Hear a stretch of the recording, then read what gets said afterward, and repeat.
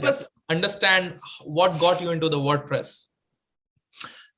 All right. So back in 2006, which is a long time ago, I was working at an architectural firm here in Chicago. I was doing designing laboratory space and working on project management and stuff like that for a company. And I just started blogging on the side just for fun, just as a way of, creative expression. And I like to write. So WordPress was what I was suggested to use. And so I didn't realize it then, but as I started doing that, I wanted my site or my theme or design to look differently. So there was no design controls or settings inside WordPress dashboard back then. So you really had to open up a theme and start hacking away at the theme files. Right. And at that point, you had installed the whole WordPress?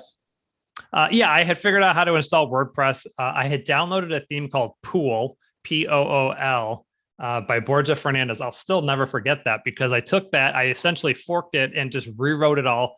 And that is what ultimately served as the foundation of Revolution.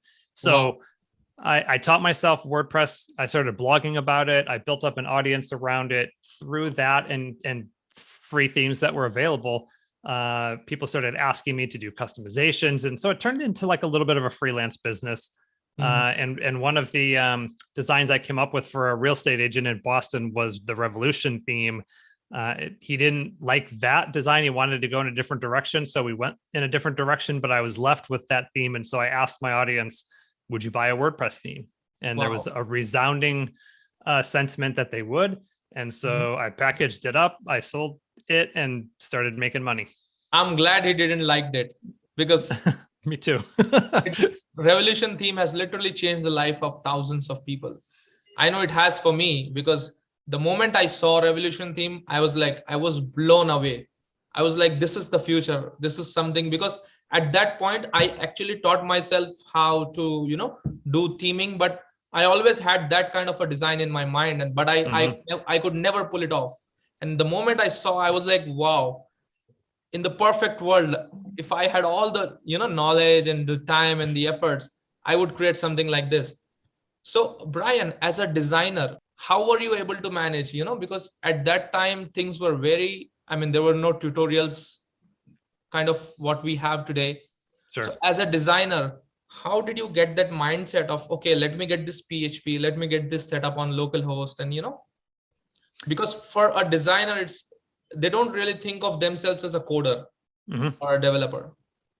Yeah, for me, it was really about CSS. That's in style sheets. Okay. That's really where most of my work came. Once I sort of formatted the theme files to like just regular, PHP calls and WordPress things, I didn't really touch that much. It was really more around exploring CSS, using Google, how to do this, how to do that, how to change this, and like, what do all these things mean? And so it's really no different now. Of course, we've got, access to teaching websites and Teachable and LinkedIn Learning and all that kind of stuff. But back then it was just trying it out, changing something, pushing it live, seeing how it changed it, and just learning from there how things work. True. So it was the love of CSS that pushed the envelope further. Yeah. And I remember it was just CSS tricks and list apart and a couple of more blog. I think Tuts Plus was there back in the day, which were creating a lot of tutorials. So then you shifted to Revolution, right? And then what exactly happened to the Revolution? Like, did it and I never really got to I never really understood what happened at the end. So as Revolution was taking off, I received a cease and desist letter from a company in the United Kingdom saying that I was causing confusion in the marketplace. I didn't know much about any of all of that. So I contacted a lawyer and he said, you probably might want to just reconsider renaming it just because it's not worth the hassle. Right. So I chose StudioPress. And so back in 2007 or 8 or whenever it was, Revolution rebranded as StudioPress. And of course, from there, the theme library started to grow. And after having several themes that were individual themes, I reached out to Nathan Rice and I said, there's got to be a better system, because it feels like every time I update one thing in one theme, I got to do it across all the themes. Is there a way that we could build something where there's like a shared code base, but then we could do designs independent of that. And that's sort of when we came up with Genesis and the parent-child theme set up. And from there, StudioPress really took off. Right.